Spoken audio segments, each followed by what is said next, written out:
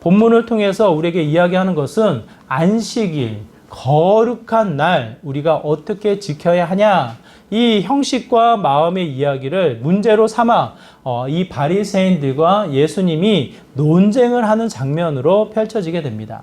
예수님이 길을 가는데 예수님의 이 싸움을 건 것이 아니고요, 길을 가고 있는 예수님을 향해서 바리새인이 이 싸움을 거는 거예요. 논쟁을 거는 거예요. 거룩한 날이다. 하나님이 작정한 안식일이다. 이 날 우리가 이와 같이 해야 되지 않냐라고 하며 예수님에게 태클을 거니까 예수님이 주신 말씀을 통해서 오늘 본문이 짜여지게 됩니다. 오늘 본문을 통해 우리의 마음, 우리의 행동이 무엇으로 채워져야 할지를 좀 더 생각해보고 말씀을 집중해서 달려나가는 믿음의 시간이 되었으면 좋겠습니다. 한 회사가 새로운 갱신, 새로운 이 도전과 발전을 위해서 두 가지 지침을 내렸다고 해요. 복장 자유라, 노타이. 노타이가 뭐예요? 타이. 타이를 하지 마라. 이 정해진 복장, 양복을 갖춰서 정장을 입고 나오던 모습을 다 빼고 그냥 자유롭게 자유복장을 통해서 나와라 라는 이 자유복장에 대한 제안을 했고, 또 하나가 호칭의 자유래요. 호칭의 자유. 이미 이 여러 회사가 이 직분, 역할을 많이 단순화시켰다고 하더라고요. 저는 이제 회사 생활을 별로 해보지는 않아가지고 잘 몰라요. 얘기를 들으니까 그래요. 대리, 과장, 부장, 뭐 이런 직책이 물론 의미적으로는 다 있지만 실상으로는 다 많이 사라졌대요. 팀장 사원으로만, 이 팀원으로만 이렇게 그룹을 짜가지고 그냥 같이 일할 뿐이지, 예전같이 아우 대리님, 과장님, 부장님 이런 호칭을 불러나가는 형태가 많이 자유화되어졌다라고 표현을 하더라고요. 그래서 물어봤어요. 뭐라고 부르냐고. 그랬더니 뭐 선배님 혹은 이름을 부르면서 뭐뭐씨 뭐라고 이렇게 부르더라고요. 이와 같이 이 직분에 대한, 이 권위에 대한 어떤 호칭보다는 좀 더 수평적인 관계에서의 대화와 관계가 펼쳐나가도록 호칭의 변화를 이야기합니다. 한번 생각해 보세요. 왜 이렇게 할까요? 옷 입는 게 뭐 그렇게 중요한가요? 부르는 호칭이 그렇게 큰 영향을 줬던가요? 아무도 모르게 잠재의식 속에 보여지는 복장과 불려지는 호칭이 상대적으로 상당히 권위적으로 때로는 그 조직에 큰 문화를 형성하고 있었다라는 것을 이야기합니다.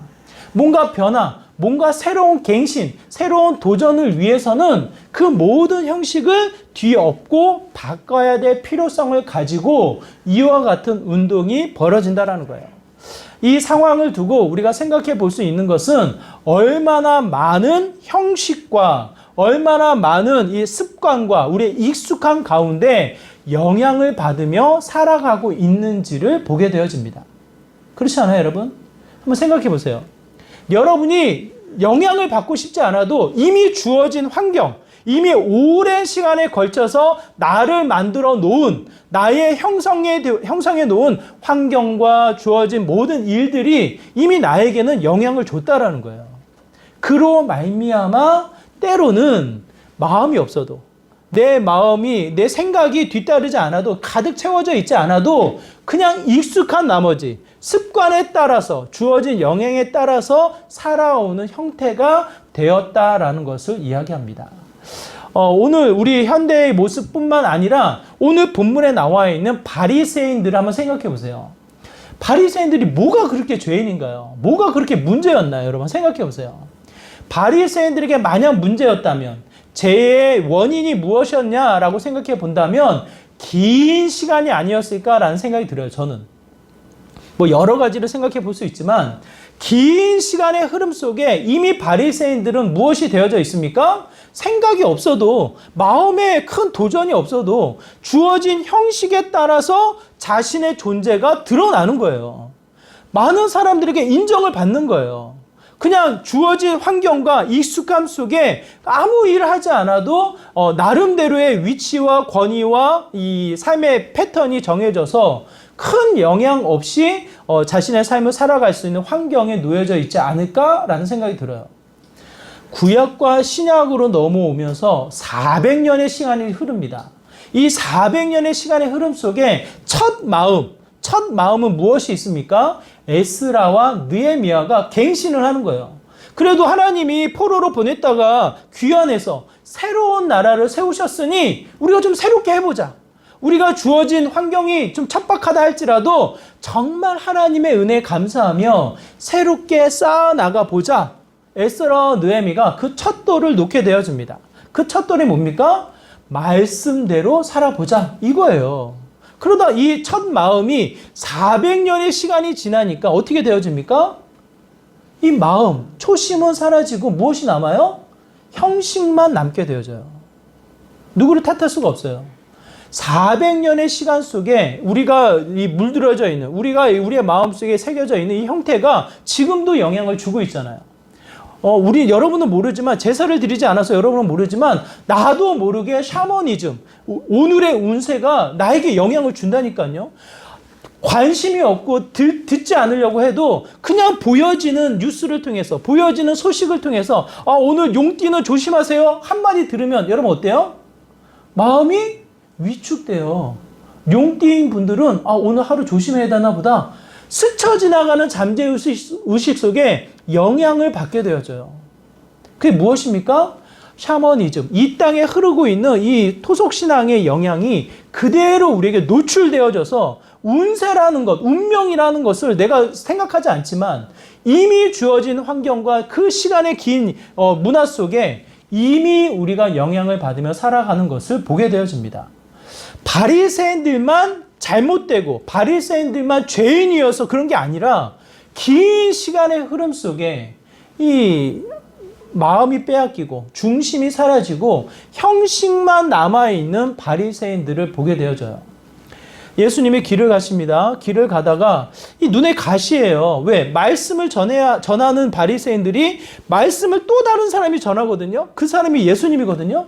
구약의 말씀을 전하는데 뭔가 우리랑 달라.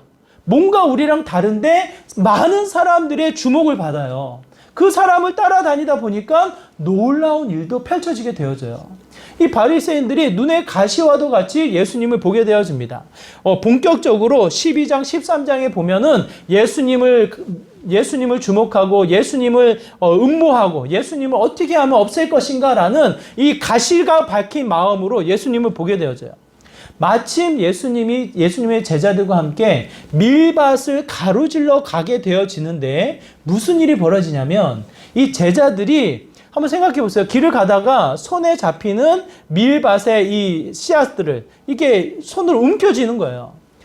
마치 이게 무슨 큰 일을 한 것이 아니라 판을 벌려놓고 일을 하자 해가지고 이 벼를 자르고 이 벼를 쳐서 채에 쳐서 이 벼를 고르고 이걸 일용할 양식으로 삼는 게 아니라 길을 가다가 배가 고파서 그냥 지나가는 길에 그 이 밀밭에 이 씨앗들을 벼를 이렇게 움켜쥐는 일을 벌리게 되는 거예요. 오늘 본문에 나와 있지는 않지만 누가복음 6장 1절에 보니까 손으로 비벼서 이것을 벼를 빼고 알곡을 남겨서 그것을 먹었다라고 기록되어져 있습니다. 이 일을 보고 이 바리새인들이 지적을 하는 거예요. 예수님 앞에. 보십시오. 안식일 날, 거룩한 날 하지 말아야 할 것을 했습니다. 제가 말씀드렸잖아요. 바리새인들의 마음은 흩어지고 아무것도 없어요.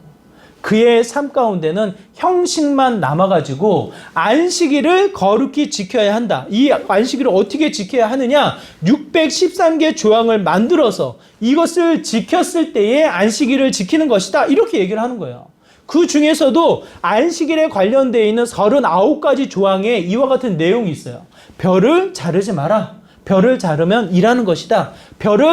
이 자른 벼를 채에 치지 마라. 이 채에 치는 것은 결을 뿌리고 씨앗을 굽는 것, 이 씨앗을 걷어내는 것이기 때문에 그조차도 일하는 것이다. 하지 말라는 거예요. 근데 이걸 누가 했어요? 제자들이 한 거예요. 제자들이 손을 움켜쥐면서 비벼가지고 이 양식을 취해서 먹은 자체가 일을 한 것이라고 해서 한 줌을 쥐어진 그 자체가 일을 한 거라고 해서 예수님을 찾아오게 이야기합니다. 당신의 제자들이 하지 말아야 할 것을 했노라고. 오늘 본문은 이 정도로 끝난 것이 아니라 우리가 읽지 않은 9절에서부터 13절에 또 기록이 되어져요. 회당으로 옮겨져요. 회당에 옮겨져서 예수님이 말씀을 전하고 듣고자 하는 그 자리에 바리새인들이 또 가시와도 같이 예수님을 보게 됩니다. 예수님에게 질문을 해요. 손 마른 자, 손이 펴지지 않고 점점점 구부러져서 오므려지는 병에 걸린 자, 손 마른 자를 고쳐야 하겠습니까? 그냥 내버려야 하겠습니까? 만약 고치지 않는다면 이 사랑이 없는 자, 능력이 없는 자라고 호통을 칠 거고, 만약 이걸 고친다면 거룩한 안식일날 일을 했다고, 거룩한 안식일날 하지 말아야 할 일을 했다고 예수님을 음모하기 위한 질문이었어요. 그 질문 앞에 예수님은 어떻게 대답하십니까? 난처한 상황에 놓여져 있는 거죠. 그야말로 예수님을 바라보고 예수님을 주목하고 예수님을 뭔가 이 꼬투리를 잡고자 하는 이 바리새인들의 형태는 무엇으로 비춰집니까? 여러분 잘 생각하세요. 마음이 없는, 마음의 중요한 가치를 다 잊어버리고 형식만 남겨져 있는 이스라엘 백성의 형태를 성경은 우리에게 분명하게 말씀하고 있습니다. 그 사실을 아시는 예수님이 어떻게 하시겠냐고요. 단순하게 고쳐야 된다, 안 고쳐야 된다, 먹어도 된다, 먹지 말아야 된다, 이렇게 얘기하시겠냐고요. 예수님은 정확하게 그 빈 마음의 상태, 그 영혼의 허전함을 분명하게 아시고 정확하게 말씀하셔서 가르쳐 이야기를 하십니다. 예수님이 말씀하시는 내용이 무엇인가? 8절의 말씀이에요. 8절의 말씀 우리가 함께 같이 읽도록 하겠습니다. 8절이 이와 같이 이야기합니다. 함께 읽습니다. 시작. 인자는 안식일의 주인이라 하시니라. 뭐라고 말씀하십니까? 안식일의 주인이 누구예요? 거룩한 날, 거룩한 주일의 주인이 누구예요? 우리에게 주인, 종 주인이라는 표현이 익숙치가 않아요. 주인공이라고 한번 생각해 보세요. 안식일날 주인공은 누굽니까? 거룩한 날의 주인공은 누구예요? 예수 그리스도세요. 예수님이 원하시는 게 무엇일까요? 하나님이 기뻐 받으시는 제사가 무엇일까요? 우리 집사님이 아까 기도하실 때도 분명히 말씀하셨지만 하나님은 제사를 기뻐하지 않으셔요. 눈에 보여지는 태움, 눈에 보여지는 하늘로 올라오는 연기, 그걸 기뻐하지 않으셔요. 뭐예요? 그 재물을 가지고 와 나의 이 속마음을 내려놓고 진정으로 회개하며 주님 앞에 모든 것을 정결함을 받고자 다짐하는 그 거룩한 백성들의 마음의 상태를 원하시죠. 그러다 보니까 하나님, 예수님께서 분명하게 말씀하십니다. 7절의 말씀이 이와 같아요. 7절의 말씀 우리 함께 읽겠습니다. 시작. 나는 자비를 원하고 제사를 원하지 아니하노라 하신 뜻을 너희가 알았더라면 무죄한 자를 정죄하지 아니하였으리라. 정확하게 이야기하는 거예요. 이 바리새인들이 무슨 말씀을 근거로 이야기를 합니까? 여러분 잘 생각해 보세요. 무슨 말씀이에요? 구약의 말씀이에요. 아직 신약이 기록되어져 있지 않으니까. 바리새인들, 수많은 이스라엘 백성의 이 지식, 그의 삶의 기준은 구약의 말씀이에요. 창세기에서부터 말라기에 이르기까지 주어진 하나님의 말씀의 근거에서 율법을 정하고 조항을 만들어서 자신의 삶을 세워나가는 거예요. 구약의 말씀. 근데 예수님이 다른 얘기 하시나요? 예수님이 갑자기 모르는 말씀 하시나요? 오늘 우리가 읽은 7절의 말씀은 호세아서 6장 6절의 말씀이에요. 이스라엘 백성이 선명하게 알고 이스라엘 백성이 선명하게 이 마음에 새겨서 지켜 행해야 될 말씀을 그대로 예수님이 하시는 거예요. 말씀을 읽었다면 그 말씀을 읽은 대로 그 말씀의 핵심을 너희들이 알 거 아니냐. 하나님이 진짜 원하시는 게 무엇이냐. 안식일날 일하지 말라고 하면 일하지 말라는 그 자체가 무엇을 의미하겠는가? 오늘날에도 그 조항이 613개 조항이 더 쪼개져서 더 구체적으로 바뀌었어요. 왜? 자동차가 생겼잖아요. 예전에 없던 자동차가 생겼잖아요. 이제는 몇 킬로미터까지 가면 일하는 것이고 몇 킬로미터를 넘으면 일하는 것이고 일하지 않는 것이라는 킬로미터 기준이 생겨버렸어요. 그래서 이스라엘 백성들이 그런 일을 해요.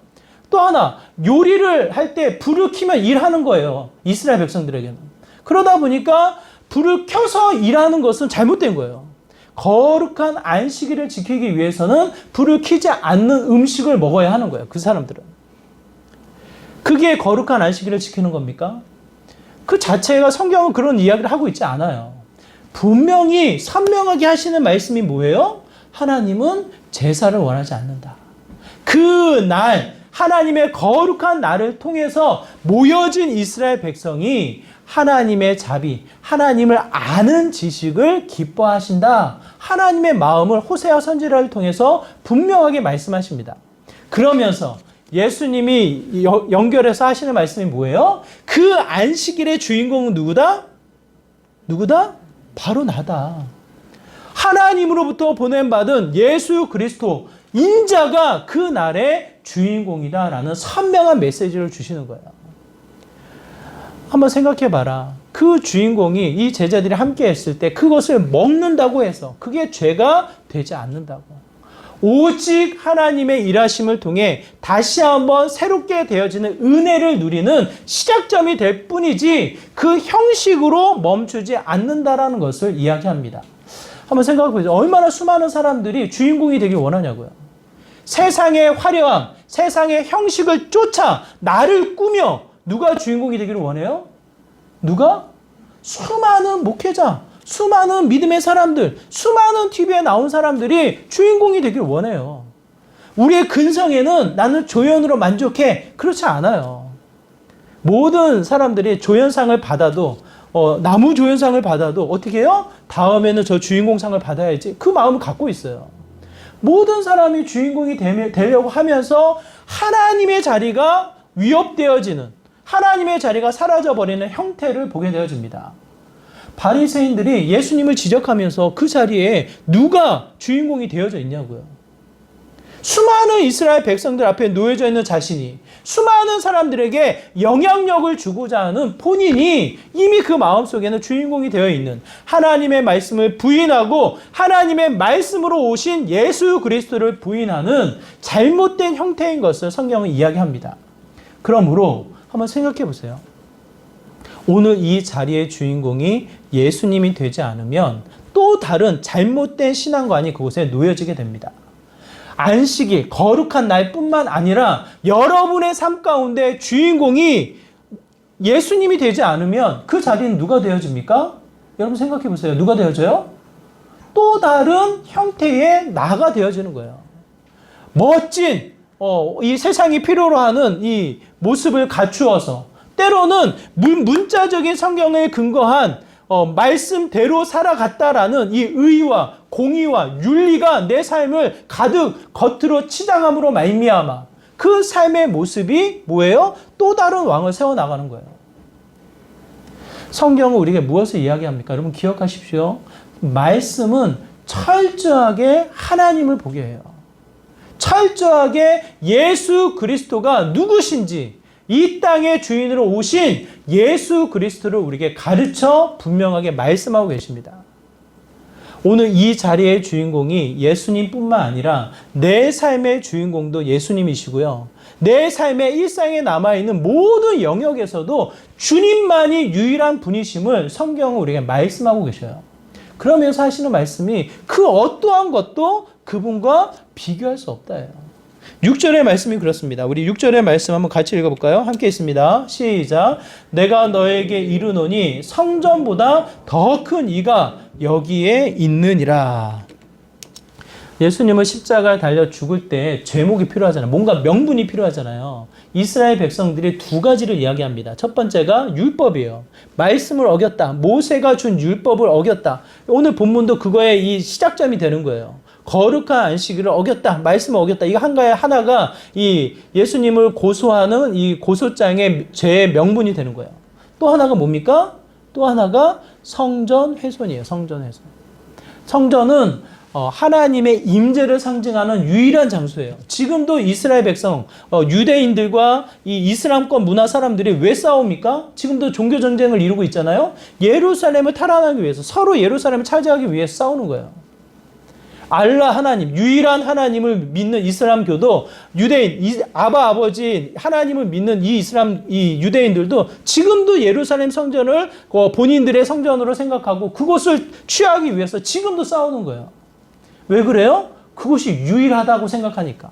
그곳이 가장 큰 곳이라고 생각하니까. 가장 거룩한 자리라고 생각을 하니까 그 자리를 위해서 싸우는 거예요. 그런 곳을 예수님이 뭐라고 이야기합니까? 그보다 더 큰 이가 있다. 이 성전보다 더 큰 이가 여기에 있다. 자신을 가리켜서 이야기를 하니까. 더 나아가 뭐라고 이야기합니까? 이 아버지 집, 성전을 가리켜서 내 아버지 집이라고 표현을 하니까 이는 성전 훼손뿐만 아니라 신성 모독이다라는 죄를 걸어서 예수님을 고발하는 형태를 취하게 되어집니다. 그런데 한번 생각해 보세요. 예수님의 마음, 성경이 정말 이야기하는 마음을 한번 생각해 보세요. 뭐라고 이야기합니까? 눈에 보이는 성전이 우리에게 최고의 가치라고 이야기하나요? 그렇지 않아요, 여러분. 예루살렘 성전은 수시로 무너졌어요. 무너지고 또 세우고, 무너지고 또 세워서 세워진 게 지금 오늘날의 예루살렘 성전이지, 그게 다윗의 성이 아니에요. 솔로몬의 성이 아니라고요. 만약 하나님이 그게 유일하다면, 하나님이 그게 유일한 가치의 가장 큰 존귀한 위치라면, 그것을 그냥 내버려 두시겠냐고, 하나님이. 그 모든 것을 지키고 보호하지 않으시겠어요? 근데 아무 의미가 없는 거예요. 예수님은 오히려 그 성전을 가리켜서 뭐라고 이야기합니까? 요한복음의 말씀이 그래요. 요한복음 2장 16절의 말씀 한번 같이 읽어볼까요? 성전을 가리켜서 이야기합니다. 함께 있습니다. 시작. 비둘기 파는 사람들에게 이르시되 이것을 여기서 가져가라. 내 아버지의 집으로 장사하는 집을 만들지 말라 하시니. 형식은 남아있어. 아름다운 성전, 아름다운 공간을 만들어서 제사를 드리는 모든 절차를 진행하지만 예수님의 눈은 뭡니까? 예수님이 비춰진, 예수님이 보여진 그 성전의 모습이 뭐예요? 왜 장사하는 집으로 만들었느냐? 요한복음에서는 장사하는 집이지 다른 본문에서는 강도의 소굴로 만들었다고 표현을 해요. 강도의 소굴로 만들었느냐. 그러면서 하시는 말씀, 이 성전을 허물어라. 내가 사흘 만에 이 성전을 다시 짓겠노라. 무슨 의미입니까? 눈에 보이는 성전을 어떻게 사흘 만에 짓겠냐고요. 후딱 3일 지나가면 설계도도 못 지을 판인데 무엇을 의미합니까? 그가 죽고 십자가에 죽고 부활 3일 만에 부활할 자신의 몸을 가리켜 하신 말씀이다 라고 이야기를 합니다. 기회가 되어서 로마에 있는 베드로 성당을 방문하게 되어져요. 바티칸 박물관과 연결되어져 있어요. 맨 처음에 박물관 간다고 해가지고 유명한 박물관 가나보다 들어갔는데 나온 곳이 베드로 성전이더라고요. 연결되어져 있어요. 그야말로 이 하나하나가 걸작품이에요. 섬세한 조각 하나가 화려한 이 성전을 만들어냅니다. 높은 청정에 이 수많은 조각들과 함께 이 미술 작품들은 그야말로 웅장함을 나타내요.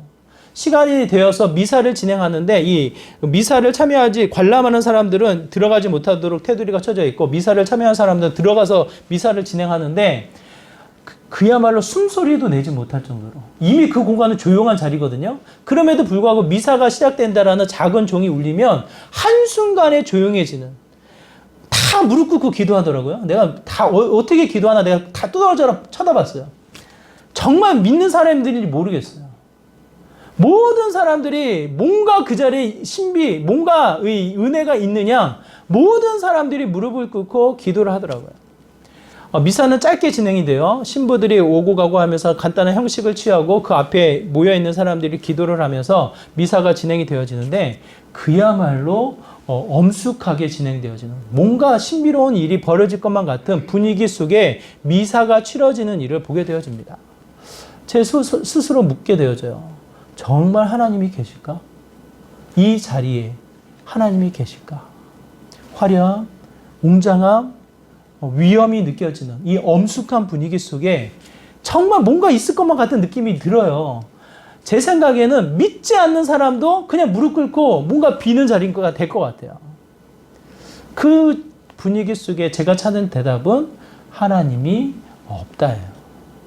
그냥 하나의 구경꾼이지. 하나의 이 관람객뿐이지. 그냥 이 좋은 박물관을 볼 뿐이지 그 자리에 온전한 하나님의 임재, 그의 말씀, 그의 영감, 그의 일하심이 나타날 것으로 나는 확신하지 않아요. 이게 강대상, 커요. 굉장히 커요. 이 큰 곳에 왼쪽 편에 큰 그림이 걸려져 있더라고요. 멀리서 봤을 때도 한눈으로 보여지는 그림이, 저거 예수님 그림이다. 딱 우리가 생각하는 예수님 이미지의 그림이 있잖아요. 빨간 포를 두르고 예수님의 이미지가 있는. 그래서 제가 가까이 가서 봤어요. 딱 봤더니만 밑에 이름이 써 있어요. 성 베드로. 베드로 성당이에요, 거기는. 그곳의 주인공은 예수님이 아니신 것 같아요. 그곳의 임재는 하나님이 나타나지 않을 것 같아요. 정말 위대하게, 엄중하게 느껴지지만 그 안에는 하나님이 없다라고 한번 생각해 보세요. 저는 아무런 의미가 없다고 생각해요. 하지만 오늘 성경을 통해서 다시 한번 살펴본 것은 그 성전보다 크신 분이 누구시다? 여호와 하나님이시다.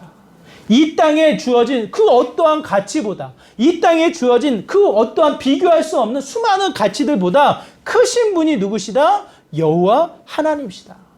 그러므로 그 하나님 앞에, 지극히 크신 하나님 앞에 그 한 줌을 뜯어 먹고 마는 것이 그게 무슨 의미가 있겠냐고.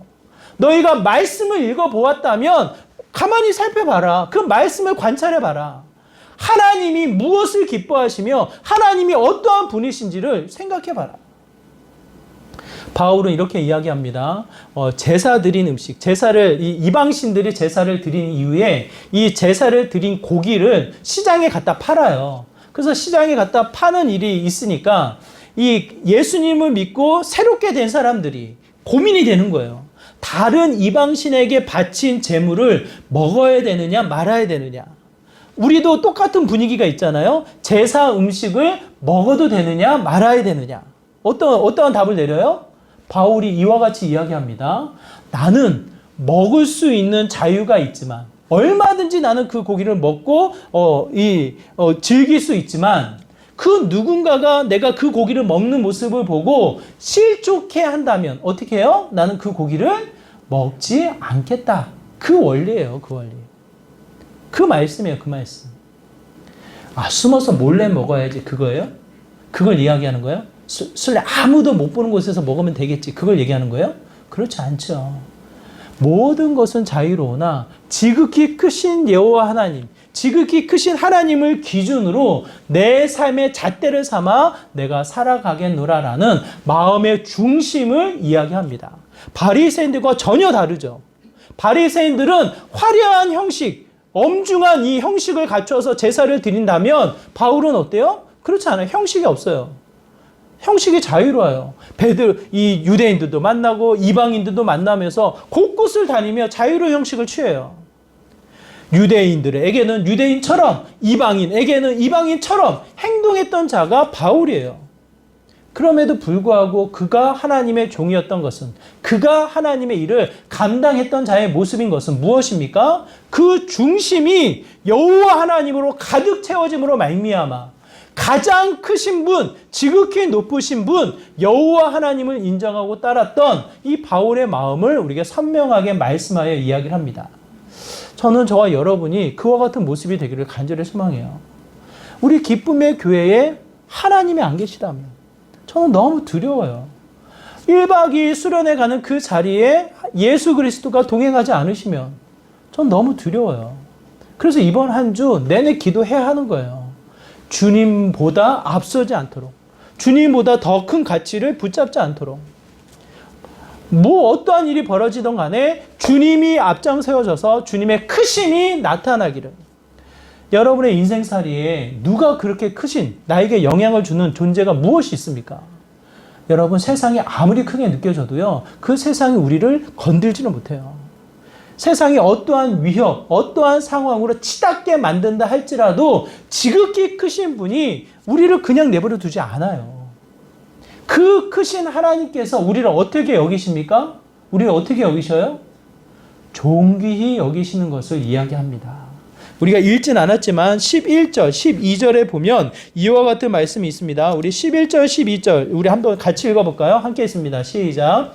예수께서 이르시되 너희 중에 어떠한 사람이 양 한 마리가 있어 안식일에 구덩이에 빠졌으면 끌어내지 않겠느냐? 사람이 양보다 얼마나 더 귀하냐? 그러므로 안식일에 선을 행하는 것이 옳으니라 하시고. 이게 무슨 상황에서 예수님께서 말씀하시는 내용이냐면 아까 얘기했잖아요. 회당에서 손이 마른 자 고쳐야 되냐 말아야 되느냐 이 질문하는 거예요. 바리새인의 질문은 어떻게 해서든지 꼬투리를 잡아 예수님을 좀 난처하게 만들기 위해서 질문을 하는 거예요. 예수님이 오히려 반문을 합니다. 양 한 마리가 잃어버리면 너 어떻게 하겠냐. 그 이스라엘 백성의 문화에서 양은 생명과도 같은 존재예요. 뭐 비교가 될지 모르겠지만 옛날에 이 시골에서 소 한 마리 같이 이 집안을 일으키고 집안의 이 소망이고 집안의 이 여러 가지 일들을 대신하는 이 자산과도 같은 생명과도 같은 송아지 한 마리. 그거 같은 의미예요. 그거 같은 의미. 양 한 마리가 사라지면 어떻게 하겠냐? 골짜기에서 헤매고 있으면 네가 어떻게 하겠냐? 그것을 봤다면 그 위험을 무릅쓰고 네가 구하러 가지 않겠냐? 마찬가지다. 그 사람, 하나님이 기뻐하시는 그 누군가 어떻게 하십니까? 그 양보다 더 귀하다. 존귀히 여긴다. 어떠한 모습으로 했던지 간에 어떠한 부족한 어떠한 연약한 모습이든지 간에 너무 소중하고 귀해서 예수님이 어떻게 하셔요? 자신의 생명을 내던질 정도로 내 생명을 내던져서 그를 구할 정도로 그를 귀히 여긴다. 그거 우리에게 하시는 말씀 아니겠냐고. 바리새인들은 어떻게 해서든지 예수님을 꼬투리를 잡으려고 하지만 선명히 드러나는 것은 무엇입니까? 쭉정이와도 같은 게 바리새인들이고 형식만 남아있는 게 바리새인들이고 마음이 텅텅 비어있는 공허한 상태에 있는 게 바리새인들이고 오히려 예수님은 말씀하셔요. 그 마음을 채우라고. 정말 하나님이 주인공이 되시고 그 하나님만이 지극히 크신 분이 되신다고. 그 분이 나를 귀하게 여기신다라고 말씀을 하십니다. 저는 확신해요. 이 땅에 정말 최동백만 구원해야겠다. 그 한 가지 목적만이라도 예수님은 이 땅에 오셨을까요? 안 오셨을까요? 저는 오셨다고 확신해요. 나 한 사람, 최동배가 아니고 각자의 이름, 나 한 사람을 통해서 예수님은 이 땅에 오셨고 친히 모든 수모와 모든 아픔과 고통을 당하시고 십자가에 달려 죽으시기까지 그 일을 순종하심으로 말미암아 어떻게 하십니까? 우리를 귀히 여기셨다고. 그 은혜를 아는 자라면 어찌 예수님을 탓할 수 있겠냐고 이야기를 합니다. 우리의 삶이 무엇으로 채워져 있는지 한번 생각해 보세요. 수많은 형식과 이 익숙함에 머물러 있는 게 저와 여러분이에요, 사실은. 긴 시간 속에 그냥 나태함 속으로, 만약 예배를 빠지지 않고 오랜 시간 예배를 드린 분들이면 아마 그 마음에 안주가 있을 거예요. 오히려 빠지면 불안할 거려. 빠지면 안 되는데 이 마음이 있을 거려.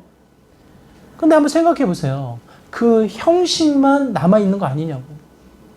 정말 우리의 영혼이 하나님으로부터 가득 채워져 있는 믿음의 형태인지를 성경 우리에게 반문해서 이야기를 합니다. 우리의 삶의 주인공이 누구십니까? 정직히 대답해 보세요. 자녀들이 아니에요.